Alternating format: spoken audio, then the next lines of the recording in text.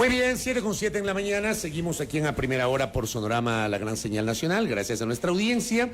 No se olviden que nos pueden escuchar en nuestras frecuencias en señal abierta en varias de las 24 provincias del Ecuador, acá en Pichincha 103.7 FM Estéreo. Transmitimos a través de www.sonorama.com.es.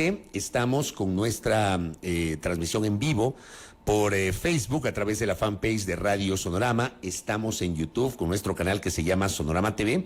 Como siempre, gracias a la enorme visualización que tenemos de nuestra audiencia a esta hora de la mañana. General Patricio Carrillo está con nosotros, exministro del Interior, excomandante general de la Policía Nacional, actualmente encabeza la lista de candidatos a asambleístas nacionales por el movimiento Construye Lista 25. Señor general, ¿cómo le va? Bienvenido. Buenos días, Fabricio. Un gusto poder saludarle y a través de los medios a todos los ecuatorianos que nos miran y nos escuchan a esta hora. Han pasado 6 días desde el asesinato de Fernando Villavicencio. Usted ayer hizo una declaración en el canal Colega Teleamazonas advirtiendo que según los videos que se han difundido, los presuntos perpetradores del asesinato de Fernando Villavicencio Valencia estuvieron dentro del Coliseo del ex Colegio Anderson, acá en la Gaspar de Villarroel y Amazonas, donde se desarrollaba un mitin político. ¿Es así? Mire, Fabricio, yo ayer he manifestado varias situaciones que ese día los vivimos junto a Fernando Villavicencio, pero creo que la narrativa y los relatos que nos tratan de imponer son simplemente distractores. Ayer nuestro candidato Cristian Zurita ha revelado algo que yo personalmente no lo tenía muy presente, pero eso dice muchísimo de lo que está pasando en el Ecuador. Fernando Villavicencio, que es la víctima, presentó una denuncia acusando directamente de que iban a atentar por mediante la modalidad de sicariato contra su vida a 5 ex asambleístas. Y eso es lo más importante. Ahora el Ecuador tiene que exigir a la Administración de Justicia la transparencia. A nosotros nos han estado votando distractores como que nosotros no salimos por la misma puerta, que utilizamos un blindado. No hay blindados, no hay blindados. Cada cápsula de seguridad tiene su propio plan de evacuación. La gente que le acompañaba al Fernando ese día debe haber realizado los pedidos necesarios. Falló el esquema de seguridad sin duda, pero lo más importante está en la denuncia presentada por Fernando Villavicencio, en la que acusa directamente a 5 ex asambleístas y están con nombres y apellidos: el ex asambleísta Leaga, el ex asambleísta Cuero, el ex asambleísta Gómez, el ex asambleísta González y el ex asambleísta Muentes. Claramente dice la víctima: ellos van a atacarme a mí mediante la modalidad de sicariato, y relaciona con hechos. Eso deberíamos estar debatiendo. ¿Qué hechos, Fabricio? Hechos como el caso Encuentro, hechos como los relacionados a la contratación, en donde la gente que estaba en la piscina, Cortázar y Jordán, también están relacionados. Hechos como la detención de alias Gerald, en donde están organizaciones narcotraficantes, indiscutible. Por eso tenía el riesgo elevado del 97%. O sea, ¿usted ratifica las declaraciones de Cristian Zurita mencionando estos 5 ex legisladores? Pero indiscutiblemente, si la víctima está diciéndonos con anticipación eso. Pero de alguna manera, con esa declaración, perdóneme, general, se podría entender que ustedes asumen de que el crimen o detrás del crimen están estos 5 señores. Bueno, eso es lo que tiene que decir la Fiscalía.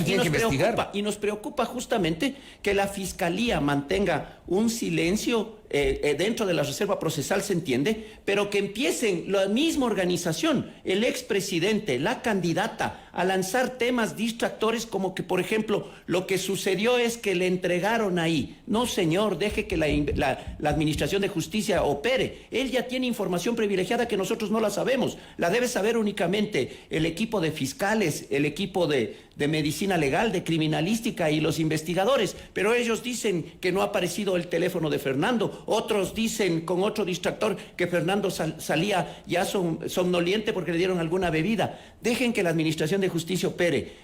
Confiemos en esta vez, confiemos en la cooperación internacional y la institucionalidad. Pero aquí lo más importante es lo que la víctima dijo: me van a asesinar mediante sicariato estas personas. Esa es la principal. Pero ¿por qué Fernando Villavicencio en vida estaba seguro que esos 5 ex legisladores iban a atentar contra su vida? Bueno, de lo que ha revelado ya ayer nuestro candidato, que de la misma forma valiente ha asumido, porque entendemos, este es un equipo que lo único que, su gran propuesta es eliminar la mafia y la corrupción que existe en el país, porque sabemos que el Ecuador es inviable, invivible, mientras exista este poder mafioso en el Ecuador, que con políticas mafiosas nos está llevando a la destrucción. El Ecuador tiene que resolver sus conflictos, pero primero la irracionalidad política en democracia. Ahí es donde va a empezar a surgir. Y ya esto ya lo vivió España con ETA, cuando mataron al concejal Miguel Ángel Blanco en 1997.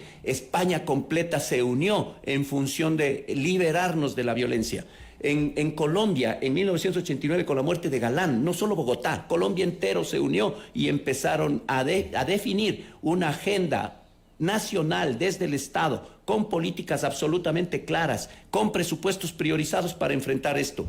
Lo hizo México, inclusive cuando mataron a Colosio, candidatos a la presidencia. Aquí en el Ecuador debemos hacer eso, un llamado a la unidad, pero no a la unidad como está haciendo el expresidente, a la misma gente que está enlodada. Ahí no puede ser, es una unidad nacional la que se necesita ahora. Debemos ser capaces de dar gobernabilidad, estabilidad. Esto tenemos que resolverlo en democracia, no por la fuerza como quiere otro mercenario, en democracia, pero sentándonos a dialogar y dejando que las instituciones operen. Yo estoy de acuerdo. Dejen de meterse en las cosas de la justicia. Yo estoy de acuerdo con lo que usted dice y lo vengo diciendo. Es más, desde que mataron a Agustín Intriago, yo vengo insistiendo en que este país necesita con liderazgo, ese liderazgo siento que tenía que haber sido asumido por el presidente Fabricio, Lazo. ese es lo que está fallando. Mire, eso no ocurrió y tampoco de los 8 candidatos presidenciales. Pero general, a mí me parece que, con todo respeto le digo, declaraciones en donde abiertamente ya se establece posibles responsabilidades de un crimen que está siendo investigado, creo que es poco responsable, general. ¿Por qué? Digo, establecer que 5 personas pudieron haberlo matado a Fernando Villavicencio. Eso dice la víctima, sin tener las pruebas de eso. Eso no le abona de alguna manera a que esto se politice, general. Mire, eso, ¿en qué fecha? ¿Usted cree que eso planteó Fernando Villavicencio post-mortem? Esto lo planteó 4 o 5 meses atrás. ¿Y qué ha avanzado la investigación respecto de esto? ¿En qué avanzó la investigación? ¿En qué avanzó? En nada. Eso es lo que nos tiene que decir la justicia. Nosotros no queremos meternos, queremos creer en la institucionalidad, que sea la justicia la que nos vaya definiendo esto. Y usted tiene razón cuando dice falta liderazgo. Por eso mismo, ¿qué decía Fernando Villavicencio? Este gobierno blandengue, este presidente blandengue, porque el ciudadano le dio el poder, pero él no tomó el poder para enfrentar justamente estos problemas que ahora estamos viviendo. Y mire lo aberrante que estamos haciendo en la política nosotros. Un video sacan los mismos de la Revolución Ciudadana en la que ya le eliminan. Ese video, usted sabe cuánto cuesta producir en función de tiempo. Y esa producción o la hicieron sabiendo que ya Fernando Villavicencio estaba eliminado o la hicieron mucho antes. Ahí hay muchas cosas y temas que debemos interpretar. Ventajosamente ya los ciudadanos están abriendo los ojos. Hoy más que nunca se necesita equilibrio de poder. Se necesita que en la composición de la Asamblea y todos quienes vayamos a la Asamblea Nacional podamos tener un entendimiento nacional para salir de los grandes conflictos que tenemos. Los debates, analicemos el debate. El debate fue absolutamente mediocre en los temas. Le culpamos al formato, pero en la práctica no se ha posicionado los temas fundamentales. No, va más allá del formato. El tema va más allá del formato. O sea, el formato, si bien es cierto, es un problema y no es la primera vez, porque en 2021 también fue un tema de calidad también de las intervenciones de los candidatos. Vea, general, pero antes de hablar justamente del tema de la campaña propiamente dicha, ¿usted ratifica que falló la seguridad de Fernando Villavicencio? Indiscutible. Aquí no hay otro mecanismo. Mire, a ver, pero él ¿cuántos anillos de seguridad tenía? Yo le voy a decir lo que los teóricos le van a decir. Porque desde la teoría es una cosa, otra cosa en la adrenalina del momento. Sí, señor, una persona VIP debe tener al menos una seguridad inmediata. Fernando Villavicencio tenía una seguridad inmediata. Y no con policías únicamente, tenía con amigos. Estos policías que daban el pecho a la bala le acompañaron por más de 5 años. Tenían una amistad, tenían una cercanía. Fernando no quiso que se les cambie justamente por esa confianza que existía en ellos. Esta seguridad inmediata debía estar acompañada de una seguridad de avanzada.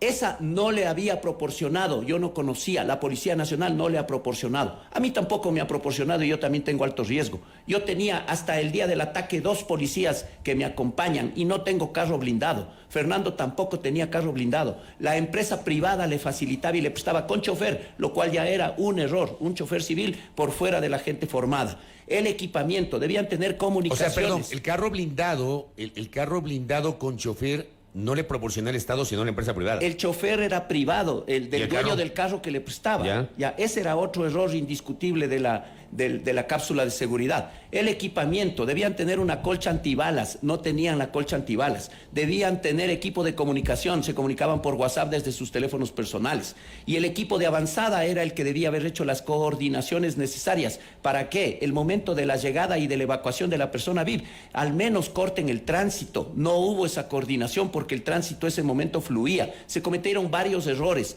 Por eso me preocupa que las autoridades de la Policía Nacional salgan a decir que tenían 3 anillos y que fueron absolutamente eficientes. Eso no es real y ellos deben abrir los ojos, porque si sigue sucediendo esto sin responsabilidades, al menos internas, los policías van al evento pero no saben qué hacer. Per se eso no va a cambiar. Tiene que darles una misión clara y absoluta. Usted es un oficial en servicio pasivo de la Policía Nacional, fue comandante general de la Policía Nacional y conoce cómo se manejan los dispositivos de seguridad. Yo le pregunto a usted, si en algún momento de su experiencia, de su experticia, de su conocimiento no advirtió esto que está diciendo en este momento, la ausencia de estos dispositivos adecuados de seguridad. Mire, ¿O fue solamente el día del asesinato que fallaron? Yo soy candidato ahora, yo no voy a estar preocupado de lo que está sucediendo, de mi seguridad personal indiscutiblemente, pero no voy a estar preocupado de si el dispositivo está o no está completo. Nuestra campaña era una campaña de cercanía. Nos expusimos indiscutiblemente muchísimo, hacíamos caravanas, estábamos con la gente abrazándonos en la calle y el Fernando se emocionaba respecto de esto. Ese día todo el Coliseo quería tomarse fotografías con el Fernando y quería acompañarle y le acompañó hasta la puerta, porque querían estar con él, era el sentimiento que venía creciendo en la comunidad. Pero la policía es otra cosa. Cuando existe liderazgo en la policía, lo mínimo que se hace desde el comando es designar un grupo de policías, pero darles una misión. El jefe del operativo tiene que responder qué misión les dio, porque ellos debían haber acordonado. ¿Cómo es posible que no tuvieron un equipo de inteligencia velada al interior para mirar y escuchar lo que estaba pasando? ¿Cómo es que llegaron los sicarios con armas de grueso calibre mimetizadas ahí? ¿Cómo es que no pudieron estar atentos a todos estos mecanismos? Era a ellos a los que les correspondía. Yo no podía dividirme para estar en la tarima, para estar en la puerta, para estar en el dispositivo, para estar en el plan. Y además, ¿sabe lo que pasó en Colombia cuando mataron a Galán? Uno de los oficiales que dijo, ¿por qué no cambian?, fue investigado y fue sometido a prisión, porque cuando suceden los hechos es cuando entran las interpretaciones. Ahora dejemos que sea la Administración de Justicia. Ese es el pedido que se les hace. Dejen que la Administración de Justicia nos entregue la información. ¿Sabe usted si alguno de los policías que formaron parte del cerco de seguridad, el dispositivo de seguridad, está siendo investigado? Mire, yo lo que conozco y de lo que se dice, que no hubo conductor. Yo he preguntado, sí estuvo el conductor ahí, se salvó de milagro. Pero estaba en el volante. Estaba en el volante, sí. Pero o ya sea, es falso dicen, que no hubo conductor. De lo que yo conozco por información del agente de seguridad del Fernando, que no hubo un policía a ese lado cuidando ese sector y esa ventana. Sí hubo, y ese policía está herido. Todas estas cosas las conoce la gente que estuvo cercana. Ahora, procesalmente, que sea la Fiscalía y que sea la Administración de Justicia la que responda. Hay algunas cuestiones que también se comentan. ¿Por qué? Y le pregunto a usted, si usted salió por la parte de atrás y Fernando Villavicencio sale por la parte de adelante, ¿es así? Así Mire, fue. Una cosa, en la reconstrucción de los hechos podrán ver una tarima pequeña. El rato que Fernando Villavicencio era evacuado por su equipo de seguridad inmediata, todo el mundo se aglomeró y uno no podía quedarse solito en la tarima. Yo salí por el costado derecho. En ese costado, 2 policías del servicio pasivo que me estaban esperando, querían conversar un tema y saludar. Y luego, mientras me quedo conversando con ellos, me llevan y me hacen a un lado porque la gente quería aglomerada también fotografías. El momento en que estábamos en esas condiciones, viene la balacera y todo el mundo que venía desde la puerta principal gritaba evacuemos, evacuemos. Y salimos hacia un patio posterior. Eso es todo. Yo no tengo blindado. Mi seguridad era de 2 personas. Ahora me han fortalecido con un equipo disuasivo, indiscutiblemente como debía haber sido desde el inicio. Pero esos ya son temas del Estado, de la institucionalidad. Aquí hay problemas de seguridad graves, pero lo más importante, insisto, Fabricio, no son estos mecanismos distractores a los que nos quieren llevar. Expliquen, y a las personas a las que la víctima les denunció y les dijo, estos son los que me quieren matar, ellos son los que tienen que explicarle al país. General Patricio Carrillo, aquí le voy a leer lo que me escribe un oyente. Me dice, respecto al asesinato de Fernando Villavicencio quedan algunas dudas. Me dice el oyente. ¿Por qué seleccionó un vehículo no blindado? ¿Por qué no se rodeó el vehículo en el que se movilizaba? ¿Por qué no utilizó chaleco antibalas, tampoco casco? ¿Por qué, sabiendo que estaba por llegar un blindado, no se esperó? Esta última parte, por ejemplo, también es parte de la discusión, porque se ha dicho que 5 minutos después de que se perpetró el crimen, llegó el vehículo blindado. Yo no sé si había algún tipo de conocimiento de que estaba o no por llegar ese vehículo blindado. Mire, cada uno es dueño de sus propias palabras, y eso yo me imagino que se investigará en la Fiscalía. Llevarán los registros necesarios. Si es que se comunicó, debe tener el registro de la comunicación, debe haber recibido a alguien el mensaje y ellos serán los que tienen que responder. Yo no conozco, yo no sabía en qué llegó, en qué salía, yo no conocía el plan de llegada, el plan de salida, el plan de evacuación, porque todo esto, cuando se hace un operativo y un dispositivo policial, los registros profesionalmente deben llevarlos los oficiales y debe existir el plan, inclusive ante cualquier incidente, una evacuación, a dónde se le iba a trasladar, cuánto tiempo llevaba, todo eso debe estar. Pero esos registros yo no los manejo, los maneja la institucionalidad. Y insisto, dejen que sea la Administración de Justicia la que transparente. Creo que lo más importante para el Ecuador ahora es, ya no podemos retroceder, tenemos que juntos salir de la crisis y buscar las soluciones adecuadas, sin impunidad, que era parte de lo que Fernando Villavicencio venía planteando en su discurso y en su plan de gobierno, porque la impunidad es lo que nos está trasladando. Miren, ¿cuántos casos han quedado? El 95% de homicidios en el Ecuador quedan en impunidad, el 95%. Este es parte del conflicto, y el 70% sistema de víctimas, de justicia. Y el 70% de víctimas de los últimos tiempos no tenían antecedentes penales, las famosas víctimas colaterales, como le llama la policía. Sí, estos son los temas importantes para el país. Se necesita un modelo de justicia que nos garantice independencia indiscutiblemente, pero que también derechos, libertades, probidad, integridad, eficiencia. ¿Usted sabe si es que en el dispositivo del candidato Fernando Villavicencio había policías de élite, o sea, del GOE o del GIR, o eran policías que no formaban parte de esas unidades de élite? Mire, al inicio, cuando en las primeras conversaciones, cuando teníamos con Fernando Villavicencio, mi primera pregunta fue, ¿tú estás conforme con tu cápsula de seguridad o no? Él tenía amigos, policías, amigos que le venían sirviendo desde hace mucho tiempo. Él confiaba absolutamente en ese equipo. Y yo doy fe de que esa confianza existía, absolutamente. ¿Cómo ve usted la colaboración del FBI? ¿Se necesita el FBI para investigar esto? Yo creo que esa pregunta nos debe responder la Fiscalía, nos debe responder la Policía. A mí me da mucho más garantías, indiscutible, que esté un equipo. Pero un equipo externo, no tenga nada que ver acá. Por sobre todas las cosas, un equipo tecnológico del FBI. Porque las capacidades de investigación y la norma expresa claramente que la Fiscalía es quien dirige, con acompañamiento de una policía científica. Ellos no sé si quieran convertirse en peritos, pero su tecnología sí nos puede ayudar a desarrollar más rápidamente. ¿Qué es lo que el Ecuador demanda ahora? No ya la presencia. Si están aquí, ojalá no haya venido solo una comisión para ver si legalmente pueden trabajar y la próxima semana nos digan no, y lo único que hemos hecho es perder 8 días de tiempo. Ahora que se necesita por la urgencia inclusive electoral, o otros estén con los distractores queriendo ganar tiempo para que no vean derrumbarse sus propias candidaturas. Porque si el estadio completo, usted es un hombre de fútbol, si el estadio completo vio una falta penal, por más que el árbitro quiera ocultarla, no hay cómo. El Ecuador entero creo que tiene claridad hacia dónde están las luces respecto de lo que pasó en este caso. ¿A usted le llama la atención lo que pasó con el presunto perpetrador o uno de los presuntos perpetradores del crimen? Es decir, el hombre herido no lo trasladan a una casa de salud. Perdóneme, para mí es incomprensible. Porque, por ejemplo, cuando asesinaron a Agustín Intriago, el alcalde de Manta, al presunto perpetrador lo llevaron a una casa de salud, primero. Acá lo llevan a la unidad de flagrancia. Y estaba mal herido y el hombre se muere ahí. Pero ¿cómo no van a quedar incertidumbres? Pero usted me entiende. ¿Usted qué conocimiento tiene del tema general?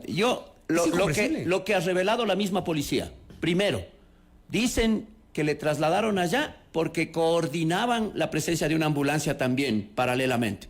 Y luego, que me parece que es lo más grave que no le han prestado atención, dicen que él fallece con 9 impactos de bala. 9 impactos de bala. Ese hombre estaba desangrado ese momento, ahí.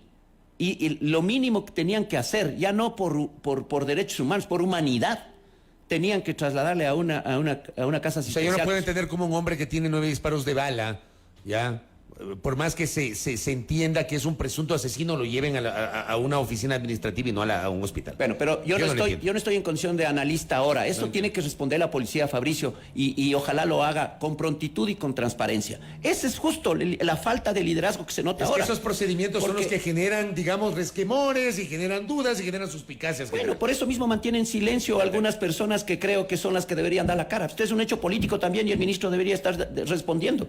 Nosotros estamos acá reclamando, primero, lo que usted no me quiere preguntar, Fabricio. ¿Por qué el Consejo Nacional Electoral mantiene también una posición tan... Sí, ya le iba a preguntar eso. Tan poco transparente. ¿Por qué lo dice? Hablaremos del CNE. ¿Por qué lo dice? Lo digo porque están priorizando las reglas y no los principios. Pues. Este es un tema excepcional, pues. Este es un tema que nadie lo esperaba ni nadie en la práctica. Pero ¿cómo el CNE pasa por encima de la norma? A ver, lo que usted dice es cierto, ese es un hecho excepcional, ese es un hecho distinto, es un hecho no previsto. Una cosa son las reglas y otro los principios, pues. Pero ¿qué hacemos con la norma? Bueno. ¿Nos saltamos la norma? No, pues tiene la capacidad de reunirse. Ese es otra vez un liderazgo blandengue, porque al final, ¿qué es lo que va a suceder? ¿Tienen temor de qué? Ahora deben tener mucho más temor, porque si llega una asamblea sólida como tiene que llegar, lo primero que tienen que responderles en fiscalización a esa asamblea de lo que están haciendo. ¿Por qué generan esta desigualdad? Además de lo que ya políticamente estamos viviendo, le impiden a que la candidatura de Fernando Villavicencio debata, aunque Fernando Villavicencio no necesitó, él ya debatió y él puso los problemas fundamentales del país en debate. En segundo lugar, no permiten que ahora nosotros podamos hacer campaña. Somos el único movimiento que está impedido de utilizar los recursos del CNE para la difusión y la promoción de los candidatos. De la candidatura presidencial. De la candidatura presidencial. Porque de las otras sí están habilitados. Sí, pero tenemos que cambiar todo. Inclusive ya no sirven porque no les están autorizando en virtud de que la figura del Fernando Villavicencio estaba ahí. Sin embargo, otros que están impedidos desde el exterior, prófugos, que no deberían hacer política, lo están haciendo. Ahí no dicen nada. No dicen nada respecto a los presupuestos. Salga a ver cómo están empapeladas de las 6 y cómo están gastándose los recursos infamemente. Y mañana dirán que es una candidatura que utilizó solamente el pautaje.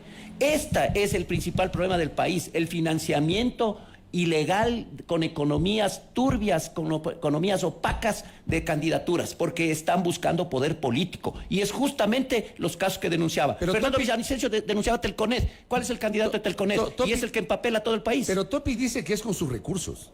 Él ha dicho eso. Bueno, tendrá que justificar cuánto ha gastado, porque hay límites también, pues. Hay límites para el Claro, hay un límite de gasto, así es, y tienen que justificar ante el Consejo Nacional Electoral después de la campaña. Esto es parte del conflicto que estamos viviendo. Por eso nosotros pedimos a una racionalidad política, una razonabilidad política. Hoy es el momento del Ecuador, no de los intereses que están atrás de cada una de las candidaturas. Tras el asesinato de Fernando Villavicencio, hubo cosas que a mí en lo personal me llamaron la atención y de verdad me parece muy cuestionable.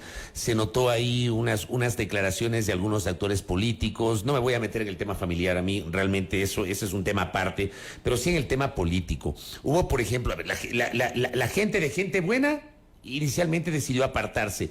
Se notaron ahí algunas diferencias. ¿Qué fue lo que pasó y cómo está la situación a la interna de Construye? La interna de Construye es un movimiento sólido. Las bullas que pueden hacer personas no significan nada.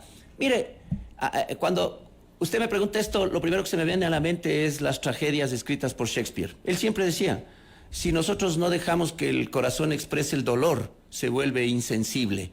Que cada uno diga lo que siente en realidad. Luego, la razón, la mente les pide que reflexionen. La misma persona que hacía ruido ahora está nuevamente ahí pidiendo.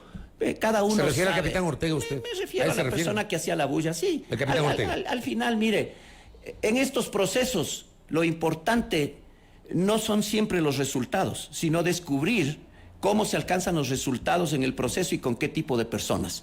Cada uno se va desnudando como es nada más y nosotros sabemos cómo van a funcionar las cosas. ¿Pero hubo o no diferencias a la interna? De él, no sé ¿Qué pensaría? Nosotros no hemos tenido ningún conflicto. Gente buena, gente nueva, gente decente, gente que quiere construir un país. En el movimiento y las listas 25 estamos juntos y unidos. Esta organización, de hecho, llamar a gente buena, sigue siendo parte Sí, claro. de este apoyo a las candidaturas que se construyen. Somos lista única, sí, señor. Entonces no hubo una separación de gente buena. Para nada, de ninguno. ¿Por qué se pensó inicialmente en la candidatura presidencial de Andrea González? Bueno, ese era un mecanismo que nosotros que queríamos consultar, y justo la poca oportunidad en la respuesta que nos dio el CNE. ¿No les contestó el CNE? No nos contestó nunca. Y nosotros no queríamos perder la oportunidad inclusive de que nos digan que no fuimos al debate. Nos van a decir luego por qué no fueron al debate. Y nos van a poner un montón de obstáculos. Esta candidatura a las listas 25 ha sido la más impugnada. Es lo que no quieren los actores políticos, pero sí quieren los ciudadanos. Y nosotros estamos absolutamente conscientes porque estamos luchando contra todo ese bloque que ha llevado esta clase política que no entiende que se necesita hacer democracia de una forma diferente. Fernando Villavicencio planteaba los problemas estructurales, pero también las soluciones. Y entre las soluciones decía: nos juntamos para hacer política de la que soluciona problemas, de la que discute con la gente, de la que tiene empatía con los ciudadanos sobre sus demandas, no de la que mata y asesina la esperanza y mata y asesina la vida. Vea qué trágico esto, que terminamos con la vida del mismo. Correcto, general. Me pasa mi colega Juan Pablo me está pasando una información y entiendo. A ver, aparentemente el CNE sí le contestó al movimiento Construye. Aquí tengo una misiva dirigida al secretario nacional de Construye con fecha 13 de agosto. Entiendo que esto es el día domingo. Usted me dice que no les contestaron nunca. Hasta el día domingo, porque ¿cuándo planteamos nosotros? Nos contestan después, pero el sábado. Nos tocó plantear el sábado porque no nos contestaban, pues. O sea, los tiempos son claros. Ahí está, cojan la línea de tiempo. Nosotros presentamos el día jueves. No nos contestan hasta el sábado. ¿Qué teníamos que hacer? Perder y quedarnos por fuera.